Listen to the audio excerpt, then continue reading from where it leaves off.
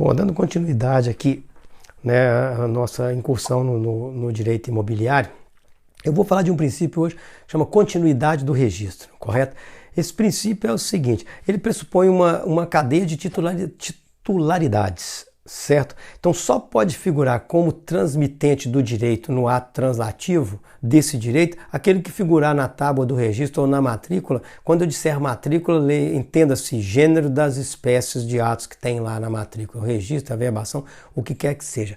Então só pode figurar no título como transmitente de um direito aquele que figurar na matrícula como titular desse direito. Correto? Então a continuidade pressupõe um encadeamento de direitos, certo? É o que inspira, né, a confiança do registro, ou seja, né, você só pode adquirir o direito de quem figura lá na matrícula como titular desse direito, certo? E eu já falei diversas questões aqui, por exemplo, uma penhora que chega para um imóvel que não se encontra no nome daquela pessoa, mas ela não pode ser registrada, correto? Porque fere a continuidade do registro, tá? Então, esse princípio é muito importante e ele existem exceções? Existem, né? Uso campeão extraordinária, que é uma aquisição originária, tá?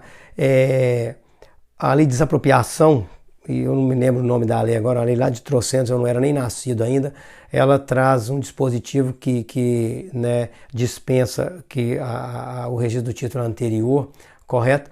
E também alguns autores, como Afrânio Carvalho, entendia que aquisições feitas ao município, ao estado e à União eram aquisições originárias, independia de registro de título anterior. Mas esse princípio ele está estampado no artigo 195 e 237 da Lei 6015. Mais uma vez, eu digo para vocês, não precisa de vocês saberem os artigos de cor, mas precisa de vocês saberem em qual norma que você encontra isso, o dispositivo e aquele direito que você precisa, né, invocar, certo? Então, o artigo 195, né, até eu tenho uma crítica a uma palavra outorgante que utiliza lá, e eu vou fazer questão de lê-lo na íntegra para vocês, para eu explicar o que é a minha crítica. O artigo 195, não está aberto aqui não? Só um instante. Se o imóvel não estiver matriculado ou registrado em nome do outorgante, entende? O oficial exigirá a prévia matrícula e o registro do título anterior a fim de preservar, né, qualquer que seja a sua natureza, para manter a continuidade do registro, tá? Então, o que é a minha crítica aqui? A essa palavra outorgante, se o imóvel não estiver matriculado ou registrado em nome do outorgante, né? O que acontece? Numa compra e venda, ambos são outorgantes. Vocês, mas toda escritura eu vejo lá, a escritura pública de compra e venda, que comparece como outorgante o Carlos e como outorgado o Manuel.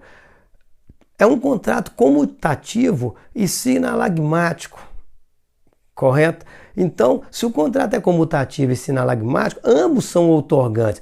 Eu, vendedor, prometo, vou entregar o apartamento e o comprador vai me transferir R$200 mil, hipoteticamente, correto? Então, são obrigações equivalentes, entende? Então, o contrato é comutativo. Por que ele é outorgante e eu sou outorgado?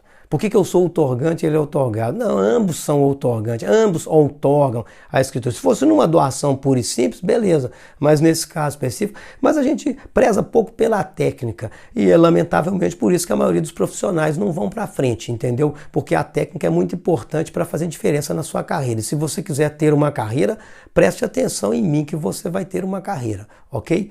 Então, essas questões são importantes que você saiba, ainda que você não faça, mas se você pegar as minhas escrituras, você observará que ambos são outorgantes, certo? E sinalagmático, ou seja, ele é bidirecional, né? Então, as obrigações, elas são equivalentes e ambas as partes têm obrigações, certo? Então, o legislador, ele não deveria ter colocado outorgante aqui, ele deveria ter colocado aqui, se o imóvel não estiver matriculado ou registrado em nome do titular, do transmitente do direito, entendeu? Que aí tudo bem, né? Você resolveria a parada, certo? Mas aqui é só um parênteses, só para que você que quer advogar eficientemente, quer ser um profissional diferenciado, saiba disso e passe a fazê-lo, ok? Para que você comece a se diferenciar dos demais. Porque se você quiser, como é jargão, tá? Obter um resultado diferente da maioria, você tem que fazer as coisas diferentes da maioria, certo? Então não é à toa que o Usain Bolt ganhava, né? Porque ele era diferente dos outros, certo?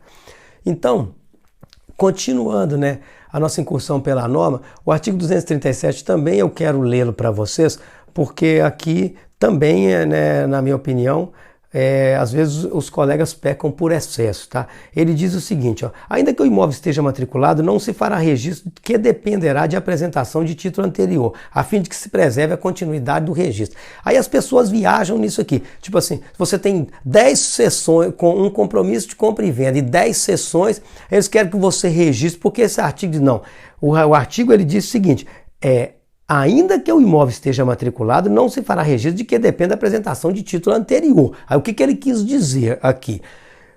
Está lá, o imóvel está matriculado, o R1 está em nome do Carlos. O Carlos alienou esse imóvel para a Maria, por meio de escritura pública, certo? A Maria não registrou a escritura pública. Eu estou falando isso porque é muito comum, tá? No interior. Aí ela vendeu o imóvel, o tabelião lavrou a próxima escritura, da Maria vendendo para o Manuel. Aí o Manuel apresenta uma escritura comprando o imóvel da Maria, mas quem figura na matrícula como titular do domínio é o Carlos.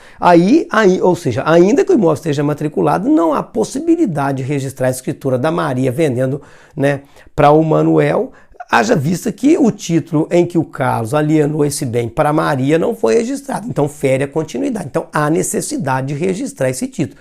Agora, isso o artigo não quis dizer se a Maria cedeu para o Manuel para o João para o Pedro para o Antônio, Antônio para o Joaquim, aí lá na frente, né, o Joaquim, né, recebeu a escritura definitiva da Maria, entendeu? Aí não tem que editar todos aqueles contratos lá, não. Isso aí é viajação, né? Os colegas, né, estão viajando na maionese. A continuidade, ela tem que ser perquirida com base na tábua registral. Então você olha lá na tábua registral. Se quem figurou como titular do direito não figura como transmitente do título, aí você fere a continuidade. Tem uma exceção, porque aí é um monte de gente.